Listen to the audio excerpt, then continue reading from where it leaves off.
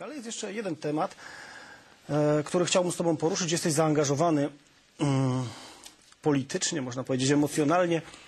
Stadion Ruchu ostatnio stał się areną takiej ekspansywnej promocji Górnego Śląska i Ruchu Autonomii Górnego Śląska.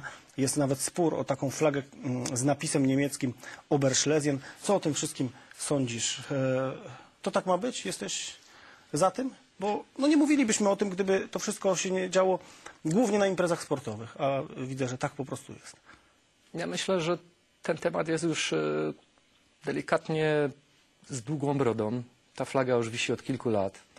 Od czasu do czasu ktoś chce być ważniejszy od tego, jakim powinien być i chce wyjść przed szereg. Mam tu na myśli któregoś z obserwatorów PZPN-u, który przyjeżdża i de facto nie wie chyba za bardzo, o co w tym wszystkim chodzi. Gdzieś tam robi się z tego jakieś zamieszanie, jakąś aferę. Ja myślę, że to zupełnie nie jest warte tego. Mamy wolność słowa. To nie jest ani obraźliwe sformułowanie, ani nie budzi jakichś treści rasistowskich. Język niemiecki razi, no na tej zasadzie można powiedzieć. Zdecydowanie tak. Jeżeli by to było napisane po angielsku, hiszpańsku bądź chińsku, myślę, że problemu by żadnego nie było. Oczywiście. Natomiast ja proponuję przejechać się na Opolszczyznę. Tam pod nazwami polskimi są nazwy niemieckie i nikt o tym nie wie pewnie w PZPN-ie, a co więcej, nikt nie protestuje.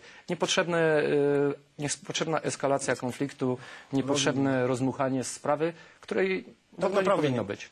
Mariusz, rozumiem Cię doskonale.